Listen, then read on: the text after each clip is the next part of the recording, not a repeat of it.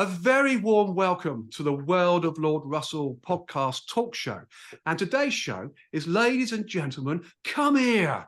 There's more, which captures the life of one of the UK's finest comedy treasures, which includes 4 television series, not surprisingly called And There's More on Central Television, his own BBC Radio 2 show called Jimmy's Cricket Team, also featuring on the Crankies Club alongside the Crankies and Bobby Davro, and not forgetting the 1984 Royal Variety Show at the London Victoria Palace Theatre in the presence of Her Majesty Queen Elizabeth, the Queen Mother, King Charles III, of course, then Prince Charles, and Diana, the Princess of Wales. He is still performing today with over 50 years in show business. Yes, folks, it gives me immense pleasure to welcome on the show Jimmy Cricket. Welcome to the show, Jimmy. Thank you, Russell. Pleasure to be here. Absolutely. The pleasure's all mine. It's a bit of an intro, that, wasn't it? I mean, worth it. I mean, your life. Very, very good. I thought you were talking about somebody else for a minute. No, it's definitely Jimmy Cricket, Jimmy. That's no doubt whatsoever. I mean, you were born as James Mulgrew in 1945 in Cookstown, Northern Ireland. What was your childhood like? And I also understand your parents were thespians too, that you found out about later in life. Yes, they met at an amateur dramatics play. I only found out this over the last 6 or 9 months because I've got a remaining sibling. Sadly, I've got 2 brothers and a sister that have predeceased me because I was the younger in the family, but I've still got a brother, Brian, who lives up in Blantyre in Glasgow. Wow. And he informed me that, because I never thought there was an ounce of showbiz blood in the family, to be honest with you, Russell, because my dad, his main occupation was an undertaker, would you believe? Really? Yeah, that was one of his many occupations. He owned a pub as well. Oh, that's good. And he was a bit of an auctioneer, and he drove a taxi. So was there time for anything else? You know? Oh, that can't be. That's a jack of all trades. That's quite yeah. Something, isn't it? What a brother. Yeah, it was amazing. Of course, the big thing for my childhood was at 2 years old, we up sticks and left the sleepy town of Cookstown to go to the bustling city of Belfast. Wow. At 2. So we bought a corner shop, would you believe? And that would have been 1947. But I think in hindsight, that was a great move, Russell, in that Belfast boasted 2 big theatres, the Grand Opera House and the Empire, as well as a whole loads and loads of cinemas.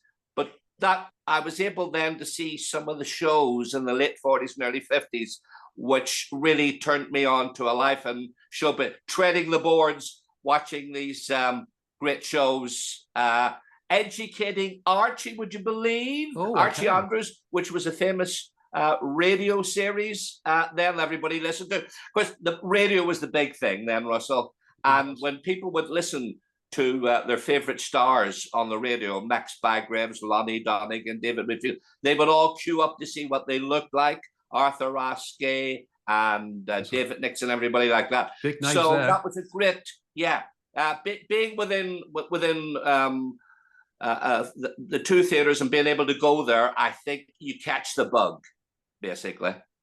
And the bug you did indeed catch, that's for sure. And you left school, I believe, Jimmy, at 16 years of age. A lot of people used to leave school at 15 or 14, I think, didn't they? But you left school at 16, I believe. I think the year actually went on while I was there. Oh, that explains that one. Yeah. Oh, was that a good thing or a bad thing? For me, it probably was. I took it as it flowed. Yes, really. I was a bit of an underachiever. As I say in my autobiography, my book, I say the only thing I really learned to do was juggle with 3 balls, actually. Well, that's a great skill in itself, isn't it? Yeah, it is. Call yourself an underachiever because we've all got good qualities, haven't we, in ourselves? It's just finding the one that we're good at. And you did, of course. And you left school at 16 and worked for the next 2 years, I understand, in a betting shop. So a bit like your brother, doing different things, before spending the summer of 1966, the World Cup winning year, of course, for England, working as a redcoat in Butlins holiday camp at Mosney, County Meath, followed by Yes. 2 more summers at the Butlins holiday camp in Clacton. I mean, what was it like being a Butlins redcoat, Jim? Yeah, more importantly, what roles did you play at Butlins as a famous redcoat back in the day? It's a good Well, breeding ground, isn't it? in my teens, as you say, the betting shop, I had sort of started to take an interest in showbiz, and I had my friends that I hung around with. You know, I kept telling them jokes, and they told me about would you believe, a PJ Proby lookalike contest, and they got me to enter it, and I sort of won a fiver on that.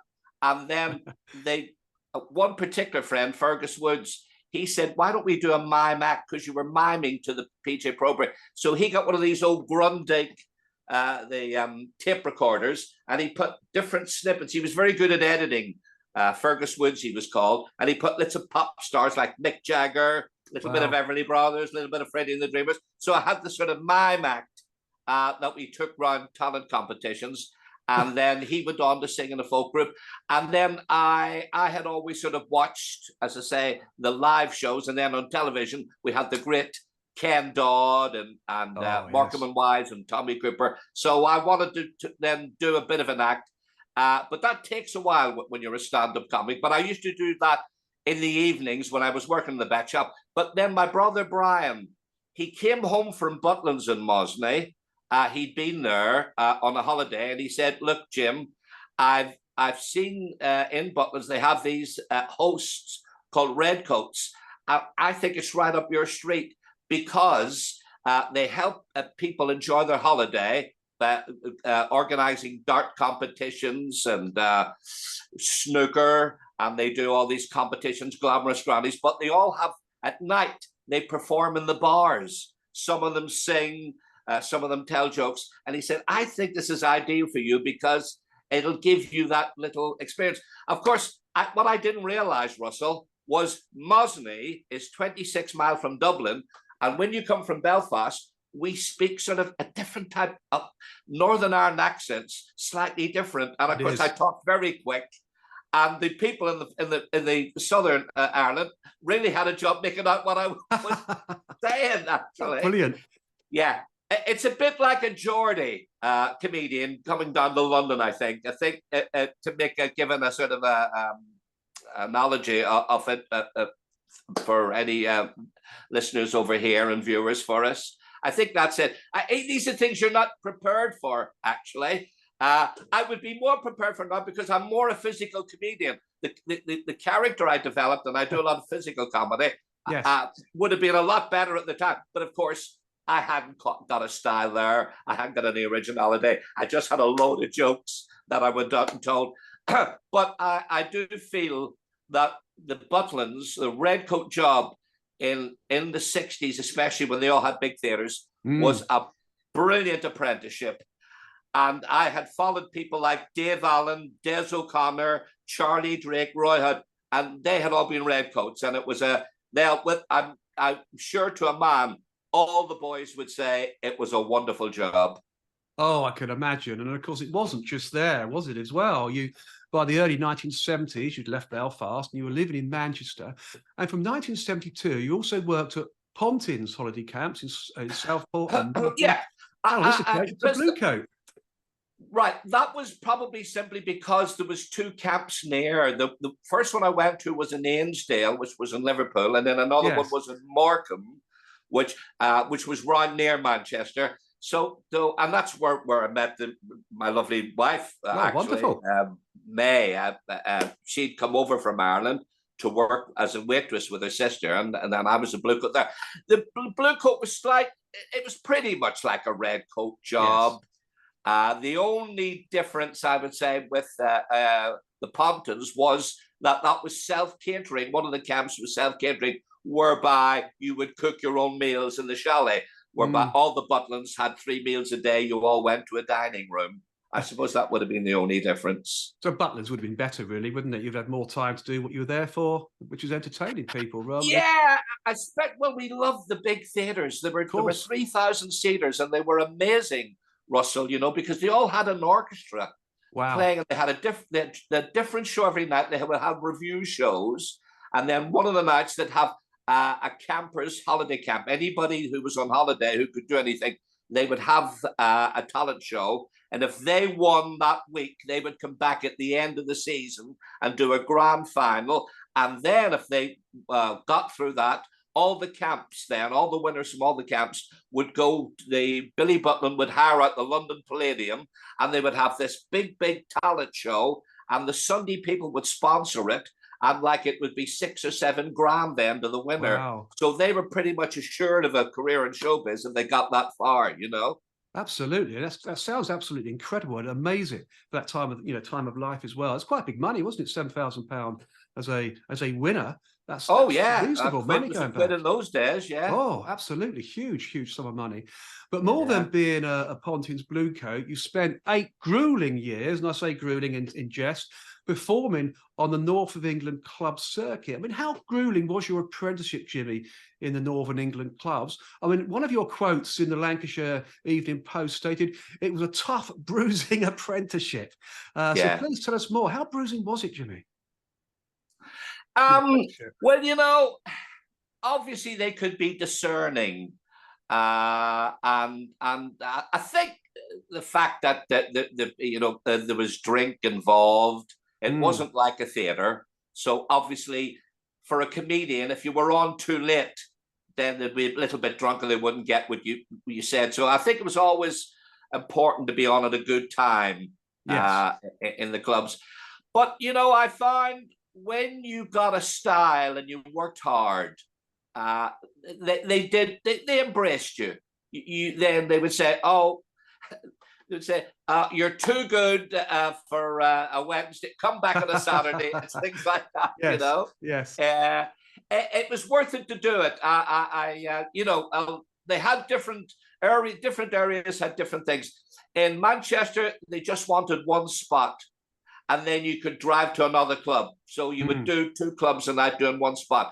But if you went up to the northeast, you did 2 spots in the one club. Yes. And if you didn't really do well the first one, they would say, well, no, and they'd give you half the money. And say, well, you just, and that was it. So, and there used to be digs up there called pro digs, where all the artists, we'd all meet and have a bit of fun together. But you'd always know the comedian, if he was paid off on the one after one spot, he'd be the first one at the digs. So comedians used to drive around a bit. They didn't want to get in too early because you didn't want to know that you'd been paid up for the night. Yeah, no, I can understand that. That's quite a classic thing, really, isn't it? Oh, wonderful. Yeah. And of course, being a comedian, you obviously adopted that way as well. So wonderful, really. Yes. It's a good story. Yeah. I mean, sorry to interrupt you, Russell. Are you okay? I think you're ready for television because you've done that. I think if I were to skip that, I wouldn't have been the actor I am, and I wouldn't have had the character development. It's a bit like, I don't know, conscription or doing 2 years in the army. Yes. I think everybody that says that they've done that come back a better person. And I think for all how tough in the club were, they got easier it made you work hard on your craft, and it got easier as you carried on. So I honestly, I think it was although tough, but well worth doing, well worth a better act because of it, really. Yes, I'm sure it was. It was obviously a good apprenticeship. And of course, your comedy style and humour is entirely clean, which is fantastic. I actually welcome that, to hear that. It's brilliant. And a popular theme of your comedy, of course, is Irish logic and the ubiquitous letter from your mummy. Yes. You almost always appear in your trademark outfit of cut-off evening trousers, evening tailcoat, hat, which I understand was given to you by the BBC to wear on the good old days, which we'll come on to a bit later on. Right. And your trademark Wellington boots, marked L and R for left and right, but of course worn on the wrong feet. I mean, where did the inspiration come from, Jimmy, to create this remarkable style, character, and humour? Because you were unique, weren't you? Absolutely brilliant. Right. Well, what that came about again in the clubs because it was, you wanted to get a laugh as quickly as you could, Russell. Yes. And I found what we did then, pretty much we dressed the same as the singers. We all had sort of bow ties and suits. And I thought, what I'll do, if you can catch them by a little bit of a dance on or a jig and we're, you know, that visual thing, then it makes it a lot easier to get them, you know, because you look more like a singer when you come on. If you were dressed normally like a singer, then it didn't separate you. So in a way, I took a leaf out of the variety days and the music hall days with comics wore the funny hats. It was established you're going to do an act. Yes. In Twice Nightly Variety, you only had 8 minutes. So the comic was a comic, the singer was a singer. Where at the time there was a lot of overlap. A singer would tell maybe a few jokes in between a song, but if it didn't go well, he had another song up his sleeve. They were sort of fair weather, but I set my stall out that, you know, bang, bang, bang, get that laugh at the first thing. And it seemed to go with the character. You always watch other people, Russell. And I remember when I was a Redcoat in Clacton and Butlins, I went to the local theatre in Clacton, the Ocean Theatre, which was on the pier. There was actually an Ocean Theatre there. It isn't there now. There's a Westcoat Theatre still there now, but the Ocean. And there was a country yokel from Dorset called Billy Burden. And Billy had this floppy hat like the Wurzels. and he was like a country farmer. And he used to have this droll Dorset accent. And he'd say things like, "A lady said to me, 'Who are you?' And I said, 'I'm a son of toil.' She said, 'You look more like a ton of soil.'" It was, I thought that's great. It suits his style, the garb. And I thought, yes, I like that. So I'm going to get, you know, the comedy it helps me if I'm doing things like, "Oh, ladies and gentlemen, the police stopped me tonight in the car, and he said you were speeding," and I said, "So were you. You overtook me." And then, of course, once you do the first joke, you'd say, "And there's more." He said, "You were doing 80 miles an hour." I said, "I've only been in the car 20 minutes." So it was the logic of, yes. And then I would always have a payoff because he'd say, "Show me your license." And I showed it to him. He said, "This is a dog license." I said, "Well, I'm driving a Rover." Well, now, they sort of then, they know that's a joke at the end. Yes. But up until then, it could have been happening to me and things, you know? Yeah. Well, it's good actually that even in, you know, sort of real life and stuff, you can bring your comedy show act out and have some fun with these instances. That's really quite brilliant, isn't it? And of course, you're developing your style, which is fantastic. I mean, your unique style and talent as a comedian was, of course, being noticed too. And you entered London Weekend Television's talent contest, Search for a Star. Yeah. And winning one of the programme's heats in 1980 that put you in the national spotlight. Quite realistically, it did. And of course, eventually winning the overall Search for a Star show. I mean, this was your big breakthrough into show business, Jimmy, breaking into television in the 1980s, particularly when glamorous and dazzling variety shows dominated the schedules. A very special moment in your life, Jimmy. It couldn't be a better time, could you? Very special. Yeah. And the beauty about it too, Russell, was London Weekend sent a casting director out to the clubs and the holiday camps, and he saw me in Butlins after I'd been doing it for about 7 or 8 years, about 8 years. So I was sort of ready then.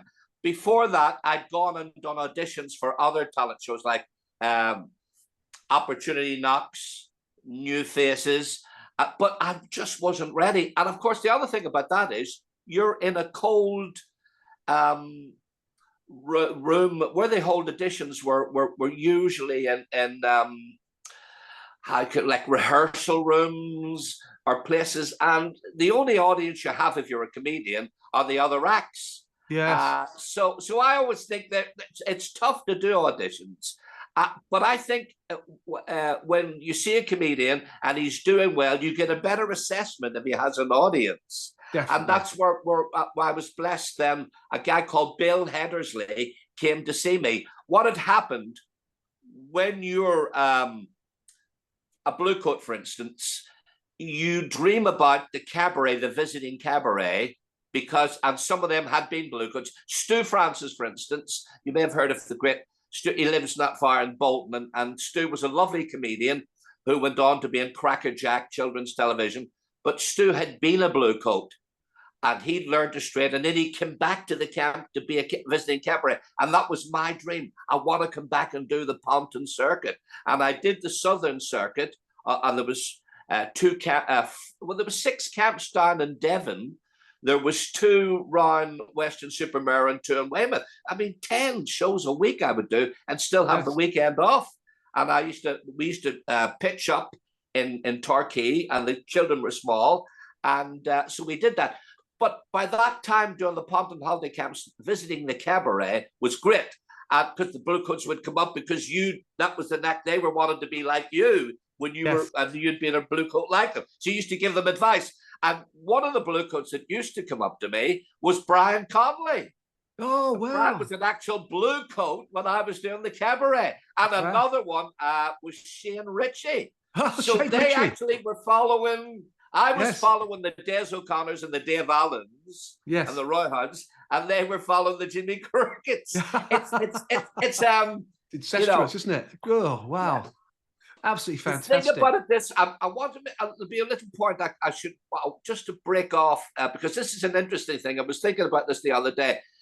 Like when I went to be a Redcoat at Butlins, there was a sign up backstage in the theatre, and it used to say, blue material. It said, children don't understand it, parents don't like it, and we don't want it. So they actually had, that was written in big blazing letters. Yes. So that was the stall that Billy Butlin had put out. You had to be family clean then. And so that was our gauge, our landmark, you know. And how things have changed, obviously. Oh, have they? We won't suppose get into that, but there was this moral compass then, which I think was wonderful for any new entertainers and new comedians. It means you had to follow that, really. Indeed. So that was, I mean, you mentioned there Crackerjack as well. I mean, that always takes me back a little bit. And I always remember it because it always went, it's Friday, it's 5 o'clock, it's Crackerjack. Yeah. You know, that's my little bit of comedy on your show, Jimmy. There we are. Yeah. Not stealing your thunder, Eamon of course. Andrews was the first one. The great Eamon Andrews was the first one. And then Leslie Crowther. Yes. I got to know Leslie. Don McLean is still a big friend. And Don was one. And Bernie Clifton's a massive friend, and they all were the resident comedians on Crackerjack at different times, you know. Brilliant program, really was. And I also believe you were inspired by your old mentor at Butlins, Bill Martin, who was surprisingly working as an audience warm-up artist on the Search for a Star show. Yeah, very small world indeed, Jimmy, isn't it? I mean, tell us a bit about Bill Martin and how you worked together, because he was part of your apprenticeship, wasn't he? He helped you along at Butlins. Yes, it was a dream to come true to meet Bill. He was my mentor. As I say, I started off in the Mosney one, and I managed to get to grips with the different. I slowed up, and I got some visual humor, and that was it. So I got transferred over to Clacton, and Bill Martin had the experience of working in twice nightly variety. So he'd been a stand-up comedian. He did an act with his brother and another guy. Now, his brother, listeners and viewers will have remembered from the great Basil Brush. He wrote the scripts for Basil Brush, George Martin. Wow. Basil Brush made its first appearance on a David Nixon show. It all sort of comes together. It fits like a jigsaw puzzle, because George then wrote for David, then he wrote for Basil Brush. And the lady who went on to manage me, she actually managed David Nixon. But I'm getting ahead of myself. It's okay. Yeah, this is just to give you an idea that the pedigree of Bill Martin, having a brother like George, who originally was called the casual comedian, but he went on to script writing. So there was Bill. He was the entertainment manager. All the theaters were closing in the mid-50s.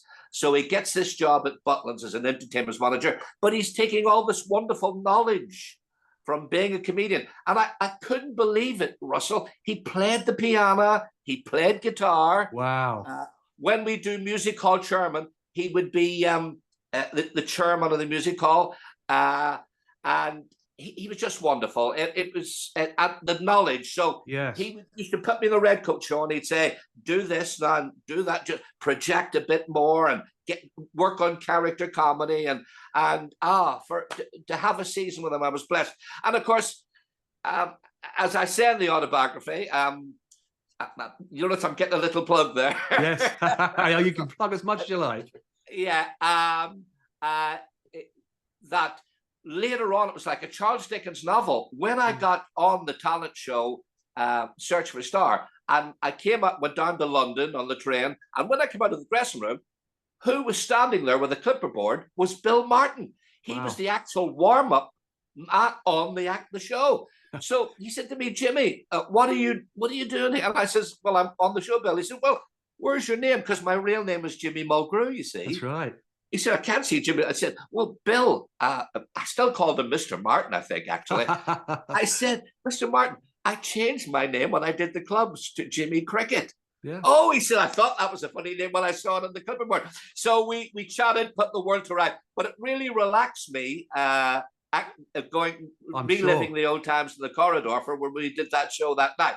And then, as you rightly say, when I was lucky enough to carve a career in television and get my own series, by that time he'd left Butlins, and obviously he was doing the warm-up for the Search for a Star, but he actually came on to one of the series I did on television, and he actually was warm-up. So it was like it was just a lovely, those things in life, they're quite magical when they happen, aren't they? They are, and then sometimes they happen because they're meant to happen as well, aren't they? He was still there. Well, I suppose I believe that. Helping you through. Yeah, exactly. Yes, I have the same beliefs as well, Jimmy. So what goes around comes around, and all these good things. Yeah. There's certain times when your prayers get answered, you think, "Oh, it's going to be tough, but take me through a lot," and then you get that. You do, and you were later given your own 4-part comedy series on Central Television in the mid-1980s, and called "And There's More," of course, which of course is named after one of your famous catchphrases. I mean, which included the first TV appearance by the impressionist Rory Bremner. So please tell us more about your very own TV comedy show, because it sounds amazing. I'm sure I watched it a few times when I was younger. Well, what had happened, Russell? I'd started to pop up doing guest spots. And I did one on the Des O'Connor show, and out of my manager at the time, Phyllis Rant, says, "Thames want you to do a pilot for your own television," which was quite exciting. So I did that, and I'd always loved Eddie Brabham, the comedy writer, who a lot of people will know.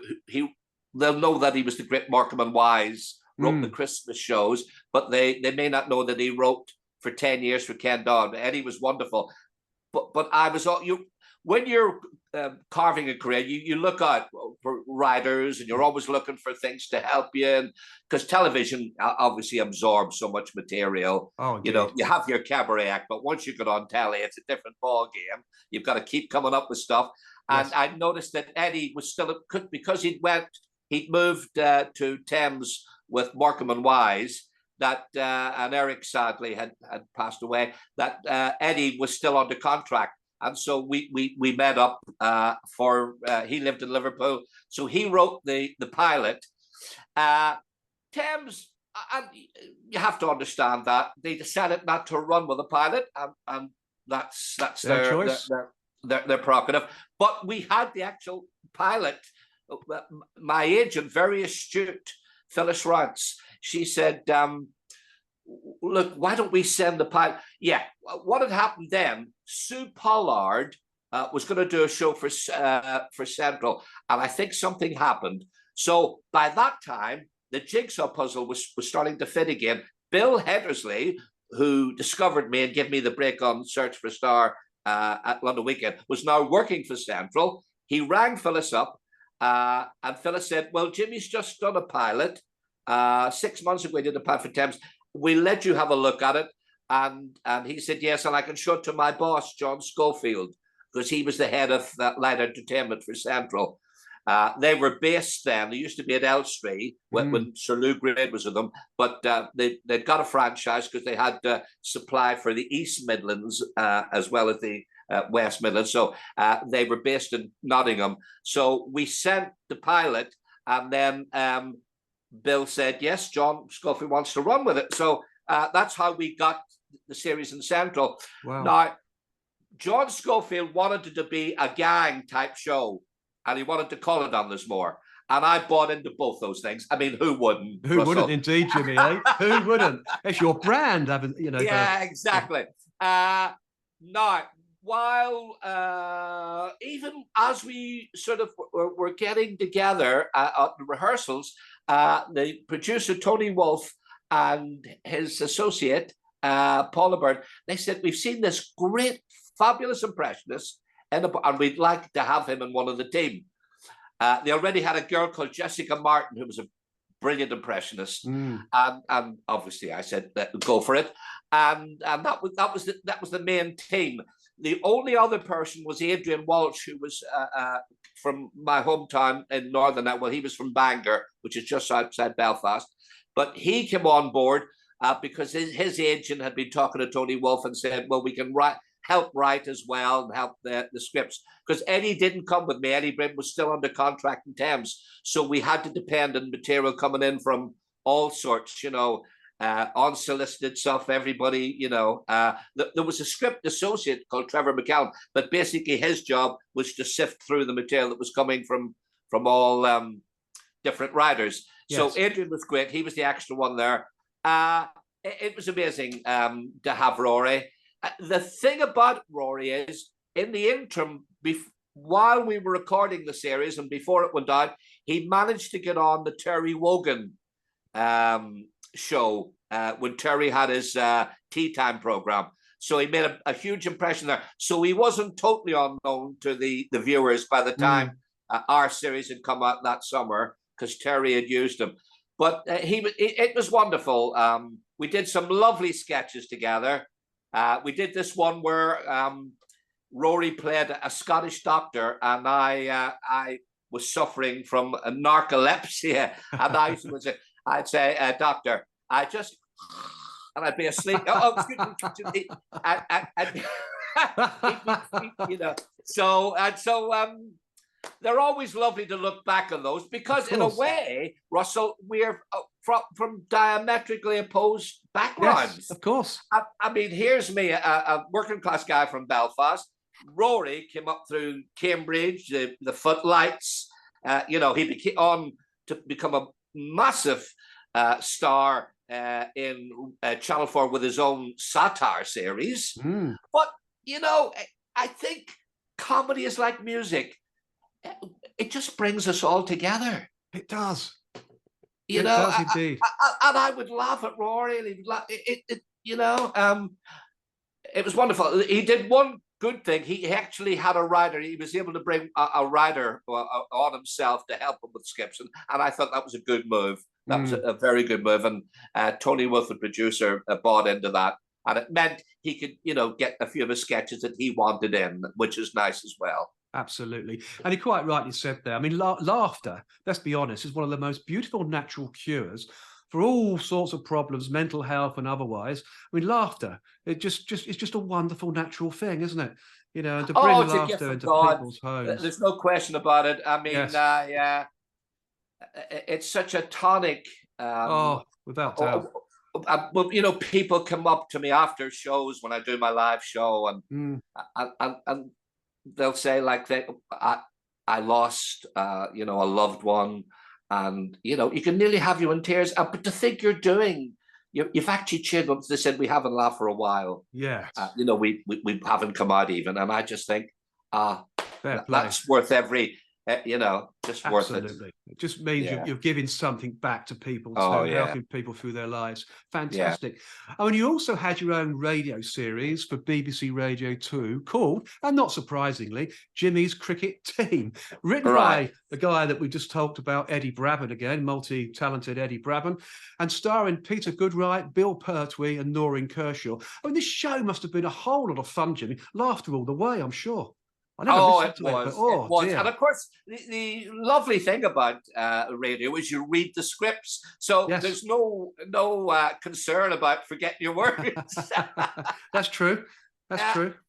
and we used to meet up at 2 o'clock, go through the scripts, have our tea, and then do the shows that night. Now, the first series was recorded at the City Varieties, the theatre, but then the producer, Mike Craig, he lived in Altrincham, and he said there was a lovely little theatre called the Club Theatre, only held 120 people, and we did the rest of them, the rest of the series. I think we did 5 all told. But what we do is, as I say, we go through 2 shows in the day, read through, and then when the audience come in, we'd have our tea, then the audience come in. And that happened over 4 days, and we had 8 shows. And they used to go out on a Thursday evening on Radio 2 and on a Saturday at 1 o'clock as well. And it was to be surrounded by people like Bill Pertwee and Peter Goodright and Noreen Kershaw, actors and who could. It was just lovely. And Mike Craig was he'd been a writer himself. He wrote with 2 other fellas, Laurie Kinsey and Ron McDonald, through the 70s. They wrote for Roy Castle and Des O'Connor and all that. So the pedigree with Mike was wonderful. And it was a beautiful, to be part of it, Russell, was lovely, I can only imagine, actually, Jimmy. And of course, now this next part does take me back a little bit as well, to be honest. You featured on numerous occasions on the BBC's long-running TV show, The Good Old Days. I mean, I do remember The Good Old Days, and clearly a show you liked to perform on. That was a cracking show, wasn't it, really? Yeah. Well, I mean, I saw it when I was small, growing up in Belfast. Yes. And when I got before I actually went on the search for a star, I actually wrote to the producer, Barney Colahan, and I told him that I'd love to do the show. What had been happening there, Barney had actually got another talent show running on BBC simultaneously, a search for a star, called Rising Stars. Would you believe? So when I wrote to him and said, I'm coming up on this thing and I'd love to be on Good Old Days, and I says, I know it's in competition with Rising Stars. I said, but what would Marks and Spencer's be without little Al? I said, it's all fair competition. I said, and he was nice. He was very nice, Russell. He wrote back and he said, yes. He said, I enjoyed your spot on Search for Star for London Weekend, but we're booked up, Jimmy, for the series. So, and I thought, oh, that's it. It was nice to get a return. He said, I'll think about you for the future. And I thought, well, give me a bit of hope. And sure enough, I got the Christmas one, would you believe? And it went out on the Sunday before Christmas. And to be honest with you, it probably was an even better break than the Search for the Star one, because you can't fail to go well in that.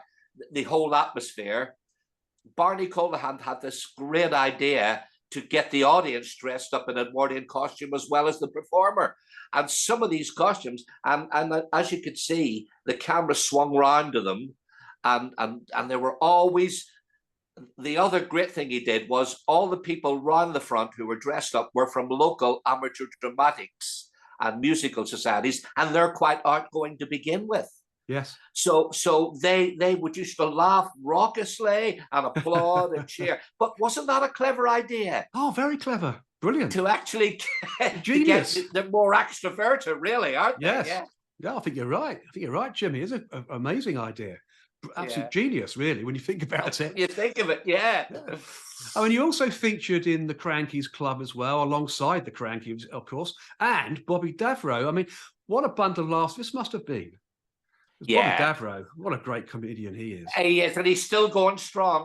He's just such a very brilliant impressionist, and because with Bobby, it's not just he has that little exaggerated bit that can give you the belly laugh when he does impressions. Yes. He can just find that little bit from one of his characters that he does. That's very. I remember Paul Gascoigne. He's just wonderful, Paul Gascoigne. Yes, he is. Alex Hurricane Higgins. He used to get the thing of them. With the Crankies and Jeanette, I actually did a pantomime with them as well up in Glasgow. And to be up there in Glasgow, where they're originally from, we did 10 weeks in a pantomime. It wasn't really your more traditional pantomime like Cinderella or Aladdin. It was actually Pinocchio. So it was more a sort of a play at Christmas time. Yes. But we did 10 weeks up in Glasgow, and the place was full to the rafters. And that's how they'd met, you see. They'd worked in the Glasgow Pavilion. Little Jeanette, who played Jimmy Cranky, she'd been in review in shows in the past. And Ian had been an electrician at the Pavilion. So they met and fell in love and then worked out an act together. And they were lovely.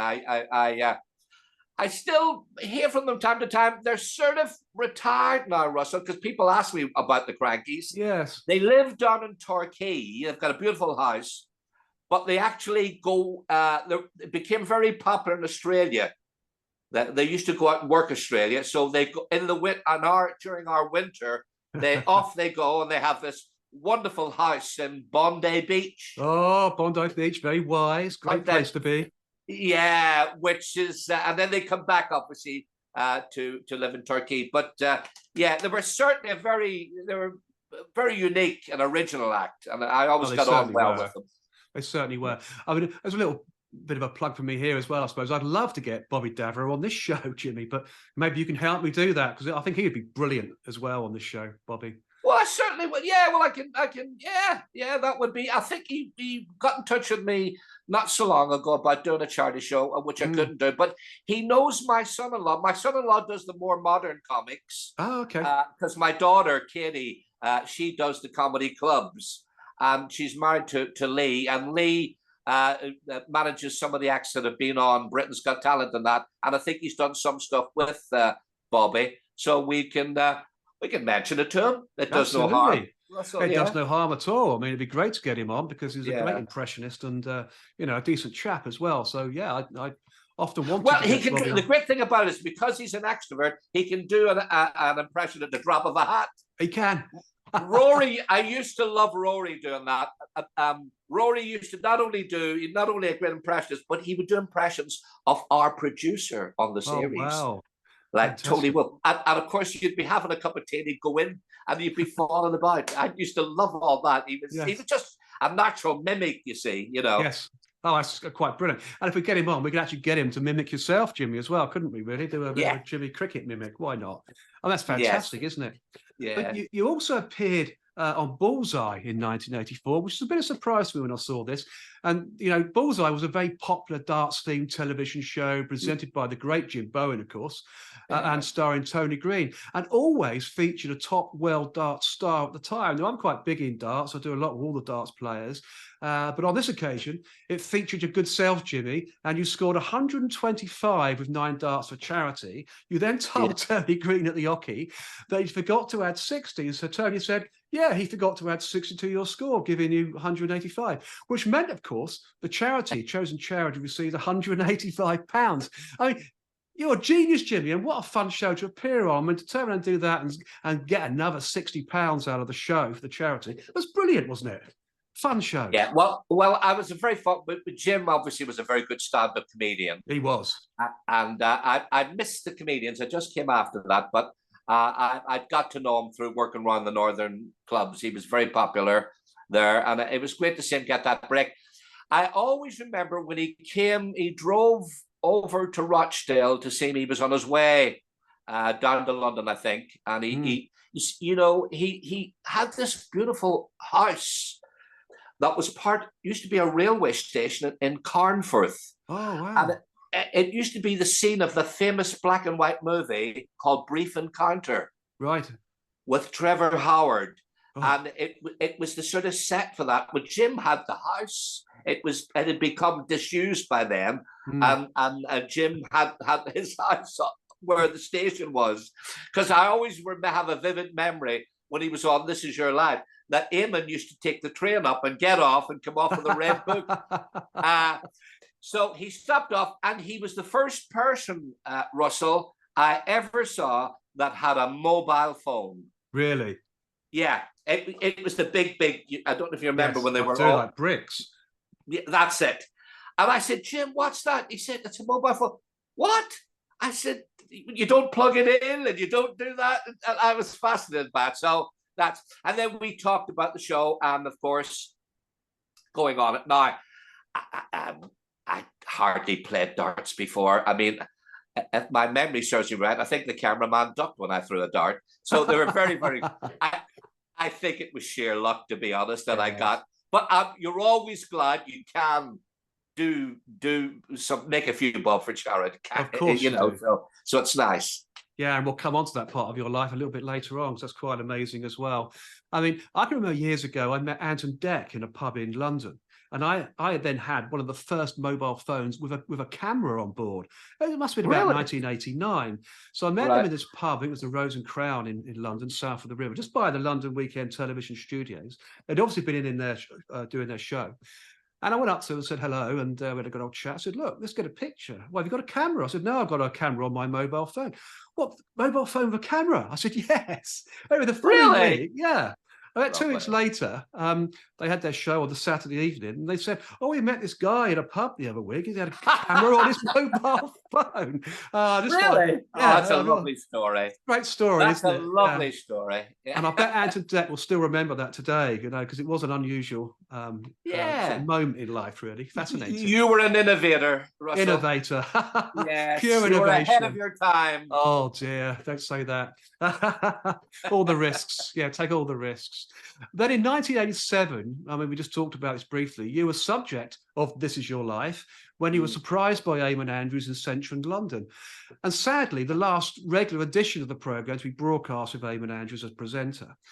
That must have been a huge shock, Jimmy, but at the same time, hugely exciting, rewarding, and very satisfying. I mean, how did you feel at the time when Eamon Andrews approached you with the famous Red Book? And in this moment, your Red Book, Jimmy, of course, all your friends and relatives would have been there, and fascinating. Yeah. That must have been a real thing. Well, just to set it up a wee bit, was if we go back to the Pontins days when I was a Bluecoat, yes, and I met my wife, May. She'd come over from Belfast to work in the Pontins holiday camp as waitresses with her two sisters, Margaret and Evelyn. Now, when they'd waited on their tables, they used to go into the bar at night, the Sundowner bar, and the group that were there were the nobodies, and they used to say, does anybody want to get up and sing a song? And Margaret and May, that my fiance at the time, they'd learned harmony. So they used to get up and they used to do like Buddy Holly, there you go, and baby, a little bit of Simon Garfunkel, slow down, you move. And they just, they blew everybody away. Both there was staff members and the holiday makers. And then I hatched a plan. I'd fallen in love with my wife, and I thought, what we'll do when the season ends, we'll go to Manchester to break into the clubs, but I know the girls will get work right away. Yes. I might struggle, but they'll get work right away. But we didn't have a car. We didn't, you know, a friend, one of the waiters who was at the camp, his sister put us up while we had day jobs and things, and we used to go out there. But we needed to buy a car, a banger of a car. And the only one who could drive the car was the older sister, Evelyn. But it kept breaking down. And I'll probably break off and tell you a little story here. It broke down once on our way back from a club, and we were pushing it, literally pushing it up a hill, when a police car came along. The two policemen come out, and they start to push with us. They start. What story? Right. And would you believe, the sweat started to run on me because we didn't have any tax insurance. So what a story. Yeah, when we got to the top of the hill, then obviously we all jumped in. Evelyn was still on the steering wheel, and the policeman waved us off, blissfully unaware. Wow, what a story. it was like a scene from a leading comedy, to be honest with Oh, you. It would be definitely. unthinkable now because we don't have computers, the police, and they know exactly, your registration number. Anyway, to get to the This Is Your Life. So Evelyn then, because then I was engaged to May, and Margaret had met a school teacher from Leeds. He was learning to be a school teacher. He since became one, and they fell in love. So Evelyn she was at a crossroads. She never found a partner at the holiday camp. So she decided to emigrate to Australia, right? And it was the best move she made. She met and fell in love with a nice guy called Barry, and they had 6 beautiful children. And then 14 years later, I came up to Manchester under the pretext of the next morning, my agent had invited me up to go to a show at the West End. And then she said, the next morning, you'll stay in a hotel, Jimmy, and then we'll drive to a building site where we'll have photographs to publicize your book, Letters from Your Mammy, you see? Yes. So I'd gone up, I came out of the train came down from Manchester, arrived at Euston, I got on the tube. The tube took me to Oxford Circus because my agent lived in Regent Street. Well, she lived, that was her office. And as I came out of Oxford Street tube station, who should I see in Oxford Street with her husband, Barry, but Evelyn? And she just put her finger to her lips and said, shh, don't tell May, but I'll be coming up to Rochdale in the next few days. So I was sworn to secrecy, right? So I get to my agent's office and I say, Phil, you've never believe who I've just seen in Oxford Street. It's 1,000,000 to 1 chance. But I met my wife's sister, right? So, unbeknown to me, my agent excused herself and rang up the research team at This Is Your Life. I didn't know anything about this. I didn't know I was I was just sitting in the office. Anyway, we went to the show that night. It was actually about Groucho Marx. It was written by a son. It was a play. But the next morning, we were on our way to this building site, and in the distance, I could see this fella in a donkey jacket and a tin hat, carrying a red book. And as I get closer, beside him was Evelyn. And so as the car came in and I got out, who was it? Obviously, Eamon Andrews. And he said, Jimmy, last night you saw your sister-in-law. It was a big surprise for you, but I've got an even bigger one because today this is your life. Oh, and brilliant. Right. And Russell, they were going to cancel the show, because they thought then it was going to be, I still had the clue. How they switched it around was quite ingenious. On the car to get ready, because from the building site, then we headed to the Thames studio. In the car, I sat beside the floor manager, Brian Klein, he was called. He said, what we're going to do, Jimmy, when it gets to the part of the program when we talk about the Tweedy sisters, Eamon is going to say to you, now, Jimmy, we've got your wife here and her sister, Margaret, but wasn't there another sister called Evelyn there? And you come in and then you just explain, you set it up because your wife thought that Evelyn wouldn't be coming over because when the researchers talked to her, they said she was too ill to travel. Oh. So May didn't know Evelyn was there. So when Eamon set me up, I said, yes, Eamon, Evelyn was the other sister who drove us around the clubs. We thought she wasn't going to make it tonight, but she's flown all the way over. And as I said that, and Evelyn came through the door, well, of course, Margaret and May burst into tears because they didn't know she was coming. Wow, so we still got this surprise element, That's incredible, isn't it? What an incredible moment. It's one of the reasons, Russell, I think people still come up to me and talk because they can see it on YouTube now. Yes. And they say, what about that 1,000,000 to 1 chance you met your sister-in-law the night before the program? Yes. I mean, it's a great story. It really is a great story. Well, what can you say? Just absolute brilliance, Jimmy. Yes, it was a big shock. It's a sadder moment then when we found out about Eamon because he'd actually been watching that episode in his hospital bed. Yeah. And we'd grown up with him when he was a boxing commentator. Then he went on to do the sports news. He did the London. He was one of the first, wasn't he? He was. Tonight, live from London. The Eamon Andrews had all the Hollywood stars. He was a brilliant character. He is the story of original black and white television, really, isn't he? Yes, definitely. And I just felt a bond when I'd found out that he watched the episode I did. He recorded one, I think maybe two more that were in the can. But we were over in Cyprus on a holiday when we found out. We just couldn't believe. No, it's a sad day. There's some people always with you. You Yes. grew up with them, and you think they're immortal, really, don't you, You Russell? do, yeah. No, I agree with you completely. And he was a lovely fellow, wasn't he, Eamon? And yeah, forever may he rest in peace. Of course, it was a shock to a lot of people. Course. I think, to be honest, Of course, a shock to a lot of people. Real sad time. Yeah. And of course, you also toured in the UK with other artists such as the Osmonds, Brotherhood of Man, Jerry and the Pacemakers, starring in comedy theme shows with Cannon and Ball, the great Cannon and Ball. Wow.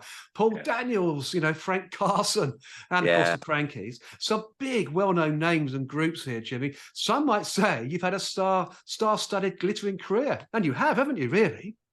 Yeah, meeting and knowing the boys has just been amazing. I mean, with Frank Carson. Yes. He actually did a letter from his mommy in Ireland before I did. I have to own up. I'd seen another Irish comedian called Billy Stutt do it. It's famous from American vaudeville, the letter from the Irish mother. But Frank did it totally different. We did different gags. And he used to say to me when we toured, "Right, Jimmy, who's going to do the letter tonight? Let's toss up." That sounds like Frank Carson as well. Yeah, Frank would always do. His opening would always be, "Got a letter from my mother now. She said, 'Dear Frank, you've been away for 3 weeks now, and we thought you were locked in the toilet.'" Right. So where I would go, "Dear son, you won't recognize the house when you come home. We've moved." So we always had different things. I think, Russell, the thing about the letter from my perspective is you change with the changing styles. Now, what I would have done when I started off in the 70s, I am sending you 3 socks, son, since you've gone away to live in England, you've grown another foot. Right? Now I would do things like, "It was my birthday last Tuesday and the whole family bought me a flat screen television set. I don't like it, son. My ornaments keep slipping off the top." So, and then there'll be another one. "Your nephew Kieran has been arrested for picking blackberries. He was picking them at 2:00 in the morning in a shop that sold computers." So you're always, I mean, obviously people will say, "Jimmy, your mommy must be a good age now." Yes, indeed. Well, I say, well, she's in her 90s, Yes. Because sometimes I'll do a phone call as well. Phone calls are probably a little bit different, original. I don't know anybody else. Obviously, I've just explained there's a few comics do the letter, but I don't know anybody that do a phone call. So sometimes in my live act and theatre act, I'll do a phone call to her as well. So I'll say things. "What's that, mommy? Last night you dreamt you were plucking a chicken. When you woke up, my dad was bald." Right. So I would do things like that. Yes. So that made a little bit different. But I always said to the audience, "Now she's in her 90s now, so I might have to call out loud. Go a bit slower on the phone," and that sets it up a bit, you see, as well. It does, yeah. You've got to change your act sometimes. It's all good, isn't it? It's all good. Good original stuff, and working with that. That's brilliant, quite brilliant. Okay, well, you are brilliant comedians, no doubt about that, Jimmy. And of course, you're also one of a number of performers to appear in the video for the 2007 comic relief single, a cover of the Proclaimers song "I'm Gonna Be 500 Miles" by Matt Lucas as Andy Pipkin and, of course, Peter Kay as Brian Potter. I mean, there seems to be no end to your extraordinary talent, does there, Jimmy, really? You put your hand to most things. It's brilliant. Well, I always think you're always developing, Russell. Yes. When I had I'd had a few agents when I was doing the clubs, And then I got the London. I was able to get a London agent, and that happened. She rang once, a lady called Phyllis Rods from International Artists, and she said, "You're appearing with Tony Christie this week, and a gentleman called Ron, who's his road manager, he said he's recommended you because you do a clean act, and I manage Broadhall and Emu. Would you be available to do a show this Saturday with him?" Well, I was working, but I said, I would in the future, please come on. And then when I did my heat of Search for a Star, I won the heat. The phone rang 5 minutes after the program went down. Yes. And she had this wonderful accent, Phyllis. She'd been a she had been in the Second World War. She'd been promoted to captain. Wow. So she'd broken the glass ceiling. I mean, definitely. Privates had to, salute and things. She managed ENSA, the entertainment for the troops. Even on D-Day, apparently, she was actually driving the lorry with the entertainers. So she had this incredible career. And she'd gone on to manage Rod Hall and Emu and David Nixon and Ralph Harrett. Tony Hancock was her first act. So I was very lucky to have her. Yes. Right. Now, bring me back a bit because I've gone off the thing a little bit. Just bring me, Russell, where we are. We're talking about the Proclaimers song, I'm Going to Be 500 Miles, 2007 comic relief single. Yes, that's right. You'd said that you've got to diversify. Yeah. Well, she'd always said, why don't you do some more comedy songs? Why don't you do that? But at the time, I wanted to do the gags. I want to do the one-liners. Yes. But I've since put comedy songs into my act. She's no longer with us, but I sort of think, Phyllis, you would have loved it now. What you were saying, you were probably right, but I didn't see it at the time. Yeah. And then because I'd learned to juggle when I was small, I brought that into my act. I learned the saxophone because I took my kids to learn clarinet lessons, and the guy taught me a bit. So I think when Charlie Parker will sleep in his bed at night. I'm not saying that, but if you can play enough and bring a bit of comedy in, it actually makes it different. It holds their attention, Russell, It does. I quite agree with you. I quite agree indeed, Jimmy. Absolutely, it does. And then, in 2022, last year, you toured with Leah Bell in the Royal Knees Up show, in fact, for our now late Queen Elizabeth II's Platinum Jubilee. I mean, this must have given you a real sense of achievement, Jimmy, a true honour, and God bless her. Yes. Leah Bell, the lady who put that show on. Leah is from up northeast, and she's had a great career in Clubland. She played Jersey 21 summer seasons. And it's one of those occasions, Russell, when you work with people in clubs and you think they are sensational and they're going to get on, and then they don't. And it's a sort of like a miscarriage of showbiz justice that they don't. Yes. Because they had all the talent. But Leah, all right, she didn't get the television breaks that she deserved, but she's always learned a great living, and now she's writing her own plays and taking them on the road. Brilliant. She's not let it sort of get her down or be pessimistic. It's so easy and say, get jealous. So why did they get on and I didn't? She's knuckled down and she's earned a great career. So I salute people like that. Yeah, it's good character, didn't get those breaks, but earned a great career. And if you see a play near and a theatre near where you are and Leah's in it, you're going to get a laugh. You're going to get a professional. And when she toured with that right on these up, she hired the dancers. She lives up in a place called Bedlington, up in the northeast. I think the nearest would be Newcastle, I think, to that. Anyway, and so she does the pantomime up there in her local theatre, Concert, I think it is. So she's utilized her talents. So she's not sat down and moaned. She's made the best of what she has, and God bless her.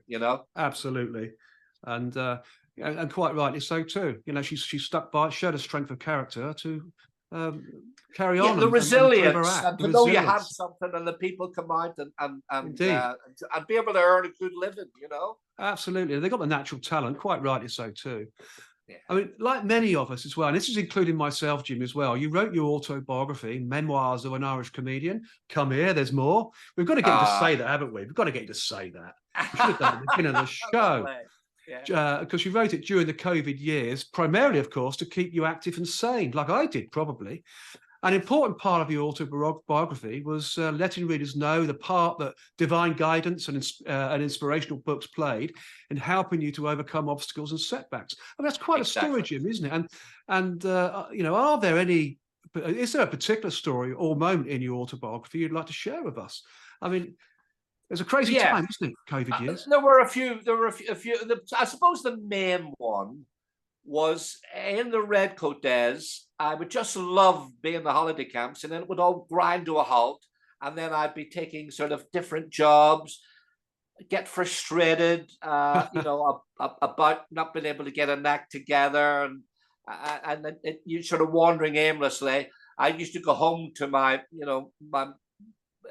Mummy was still alive at the time. Obviously, I do the fictional letters in my act, but her and my sister were still. I used to go home for sanctuary and to relax, and they used to lend me money to get the boat back over to England again. You know, so it was a very what's the word? Uncharted. I didn't have a rudder, like a ship without a rudder, I suppose.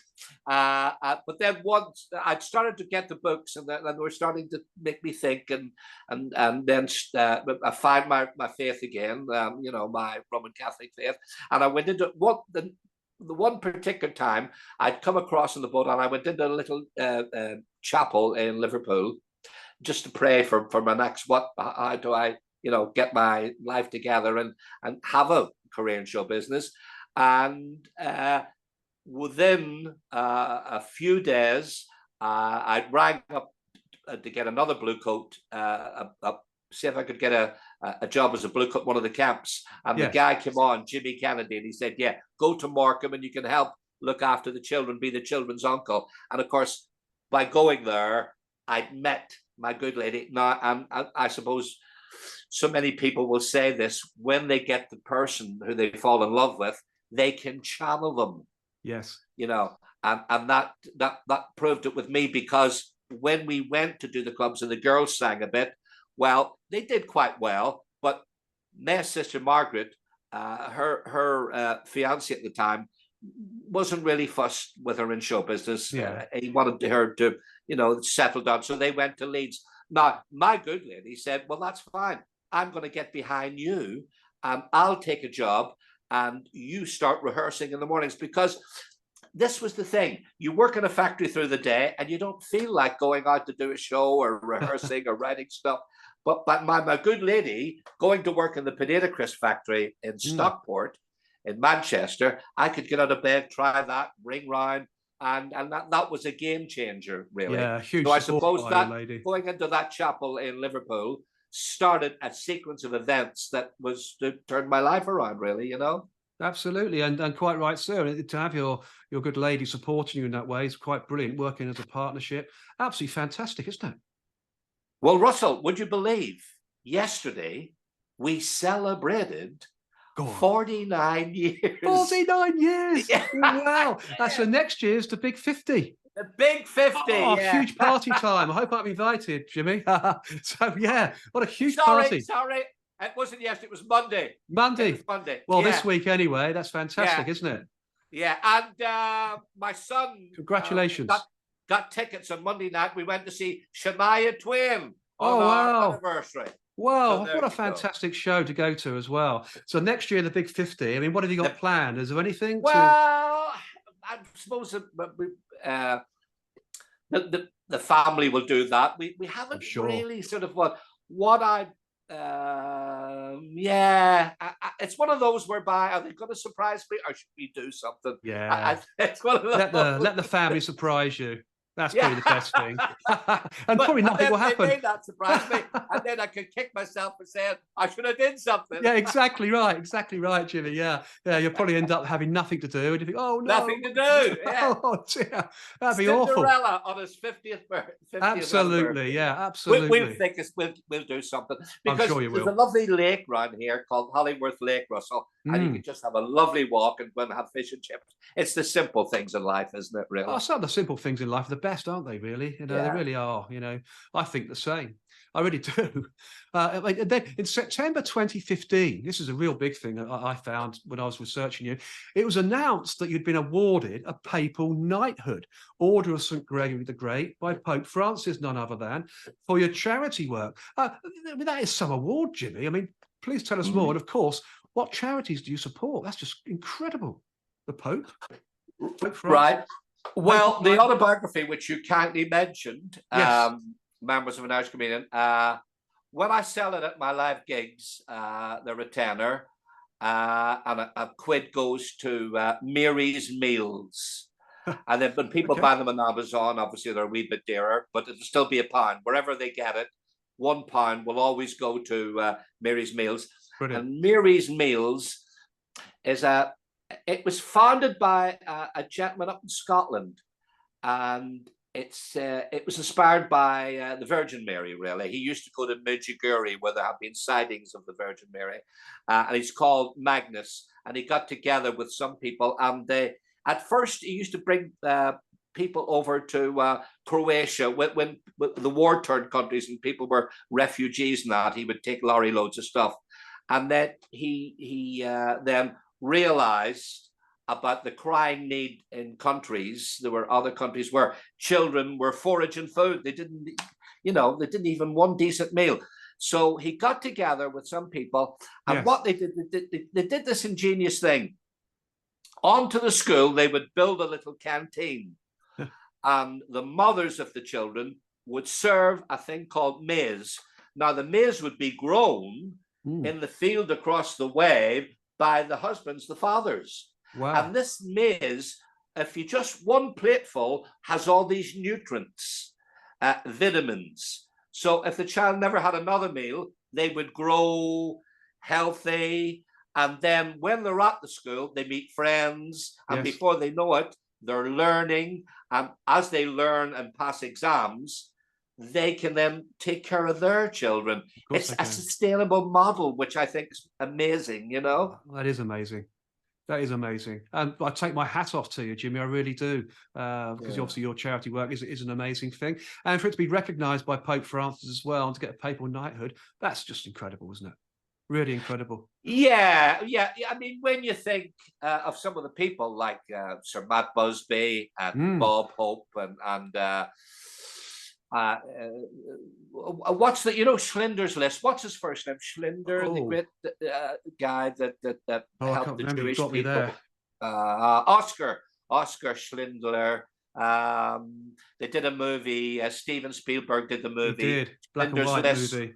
And he helped to get the Jewish people and get them out and get them to freedom. So he was recognized as well. So when you're an illustrious, you never think. You think that you've loved what you're doing, you're putting something back.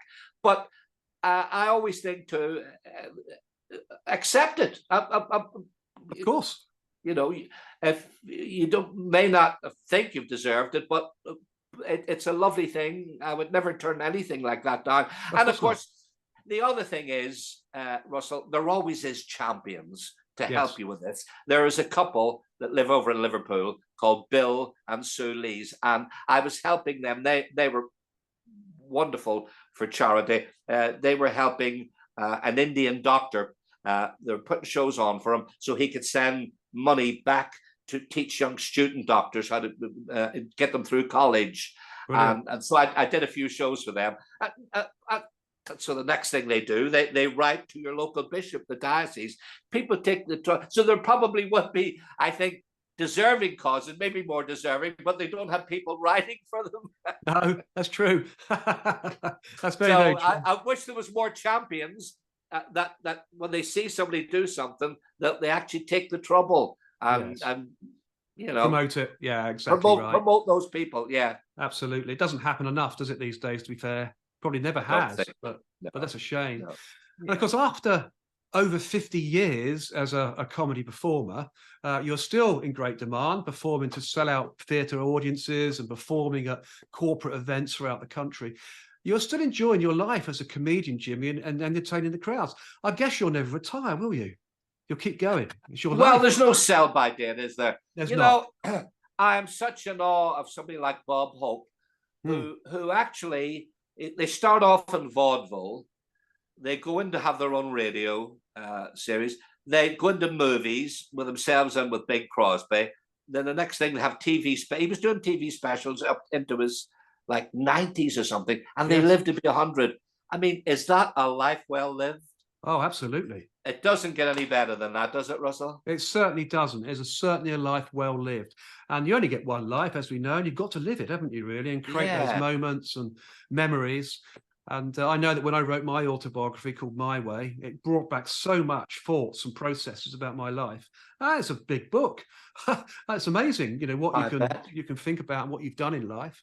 And Exactly. And you were able to thank the people who helped you too. correct. Well, you were able to. I think your autobiography, really, in a way, it's a love letter to your family. Yes. I did it really for myself. I did it just really to give my children and my grandchildren something to remember me by, really. Exactly. You know, that you don't just pass away and gone forever. You've got a book about you, and it's in the British Library. Lovely. No, and, that's. I think there's that's a it, book isn't in it? all of us. Absolutely. Even if it you don't, it may not be a bestseller. Doesn't but matter. your family have it. It's recorded. They can go and they can see what it was like and Absolutely. what you've done and Absolutely. things. Yeah. Oh no, it's a wonderful thing to do. yeah, and it gives you a chance to thank, as I say, thank people that helped you does. along the way. Yeah. Absolutely right. Absolutely right. I'm keeping an eye on time here because we're going over the hour now, big time, because this is a great chat. I'm really enjoying this, I have to say. But you've also been named as a new ambassador for the Blackburn Empire Theatre after supporting the venue for many years. In fact, during a question time, a question and answer session, I understand, with the audience at the theatre, you were asked to become the theatre's honorary patron, a true honour indeed, of course, Jenny, which you accepted immediately, saying, and I quote, that it was a great honour and I am proud to have been asked, and of course I accept. That is such a great little theatre which means so much to the community. This theatre has got a great reputation among the artists who have performed here because everyone is so friendly. And you stated, Jimmy, I always enjoy coming here and it is a great honour to be asked to be patron. I mean, that's inspiring, isn't it? A true honour for you, really, the Blackburn Empire Theatre. Yes, it is. What attracted me to the Empire was a guy called Mike Berry, Yes. sadly no longer with us. Oh, sad. But I wanted to, over the last 10 or 15 years, be creative, and I've always loved musicals. And my brother John had a pub in Belfast, and once I helped him out when I was a teenager, and once he pointed to the window and he said, "You see 2 streets down, Jim," he said, "is the last Irishman to win the Victoria Cross. He's called Jim McGuinness." And he aroused my interest. And then when I back to Frank Carson, Frank asked me to do a show for him in Blackpool. Yes. When I went into the dressing room, I saw this book, McGuinness VC. And I took down, didn't want to take Frank's, it was obviously Frank's, Yes. but I wrote down the publisher. It was a Dublin publisher, and I sent off for it. And it was a fascinating book. Jim McGuinness grew up in abject poverty, and at 15, he joined the Ganges. It was a big ship that was in dry dock near Ipswich. And when he was 20, when war started, he did some heroic acts. I think there was a sinking of an Italian ship, but him and other thing, even though they were then they're bringing out these Italian guys, it was lovely. But the big thing was after the Second World War finished against the Nazis and the Americans were still fighting, he was seconded in a little midget submarine, and it was to blow up a ship called the Taka in Singapore to help the Americans get through. and he was amazing. He went down in the diving suit, planted limpets, got back up, but they were caught. They couldn't move. There was only 4 of them in the midget submarine. It was Jim, a cook, an engineer, and a captain. And so he had to go back down again and release the actual midget back to its ship. So he got the Victoria Cross. But in a way, Russell, his story really only begins there, because obviously, you know, the local newspaper, the Belfast Telegraph, they had a collection for him. It was a big thing. He got caught then, and you know, when you come from home, the Northern Ireland, it's the sort of thing history has sort of left us geographically with, we have each side Catholic and Protestant, and usually you've got the nationalists and the unionists. Yes. And Jim got caught in that thing. He was sort of a Catholic and a nationalist, and obviously the unionists had the upper hand with the thing. But and he finished. He couldn't get a job, and he pawned his Victoria Cross. Would you believe it? It was unthinkable. Really? How sad. Yeah, it was the saddest thing. But a Viscount won it back for him, bought it back for him. So it's a happy end. And he came over to live in Bradford. Towards the end of his life, he was fixing television set. I just thought it was just this wonderful story, and I wrote it. But I wrote it in song, because I love to write songs. And Mike Berry, who I'd mentioned, I'm coming right. See the way I've come right back. Yeah, you have. Yeah, you swung that around nicely, actually, Jimmy. Yeah. I told the whole story of a BC winner, a Victoria Cross winner. Mike, and I tried to get it on different theatres, could you know, put it on for me. And when I mentioned it to him at the Blackburn Empire, he looked at me and he said, "Is there any reason why we can't do it?" And once somebody says that to you, you're away. And I got it off the ground. And so that's always been sort of precious. Anybody that can take that, puts himself out on a limb and says, "Let's go for it." And so we actually got it. We got it off the ground. And the guy, it was based on the book, the fellow who wrote it, George Fleming, and Jim's son, who lived in Bradford at the time, he actually came to it. Now, but Mike Berry, now he's only recently died. It was just towards the end of last year. That's sad. Mike, we're going to do a big show in November. Yes. No, next month, October, which is coming up soon. And we're going to do a big show. Everybody who's ever worked the Blackburn Empire and all the local operatic societies that he's helped, the Gilbert and Sullivan, we're going to do a special show in tribute to him. So fantastic. His name will live on. The golden legacy he's left with that theatre. Absolutely, and well done. It really is a fantastic show to put on for such a great man, and I congratulate you for arranging that and being part of it, Jim. It's absolutely incredible. But you know, we must have been on for about an hour and 20 minutes now, and so you know, we do need to draw things to a close, I guess.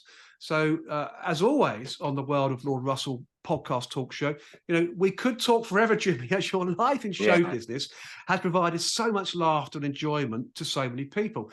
So thank you, Jimmy, for coming onto the show. And it's a real pleasure, Russell. Yeah, it's a real pleasure. Talking about your professional life on the stage, TV and radio, of course, as one of the UK's funniest comedians with an incredibly amusing and original act. If I may say so, slightly off-the-wall series of shows as well that only a genius like yourself could create. Really, I mean that. It's been a huge pleasure as always. And as always, the pleasure is all mine. And of course, the show's audience when this podcast is released on the World of Lord Russell podcast talk show, either this evening or tomorrow morning. So all I can say is thank you, Jimmy. Ladies and gentlemen, I give you Jimmy Cricket. An amazing. Clap our hands with thank joy. You, Russell. Thank you very much. It's been a real pleasure. Absolutely. You did your homework. It was amazing. You led the narrative, and you made it very easy. Yeah, well, I'm pleased that's the case. You know, I have a certain way of doing the show. You know, there's always a start, a middle, and an end. Try and keep it professional. All about yourself and your professional life. It's brilliant. So thank you very much. Do stay on whilst I wrap up. It'd be good to have a quick chat with you afterwards, if you don't mind. Sure. Okay, that's perfect. So there we are, Jimmy Cricket, ladies and gentlemen. What an absolutely amazing comedian and artiste we've had. A true British treasure, I have to say. The next episode on the World of Lord Russell podcast talk show is The Voice of Darts, where my special guest will be Russ Bray, the professional darts referee who works for the Professional Darts Corporation, more fondly known as the PDC. He is also known as The Voice due to his unique style of calling and his shouty voice. That's quite literally broken speakers at events. This is true, I can tell you. And of course, I'm looking forward to seeing you all on the inside. So until then, it's au revoir from him and au revoir from me.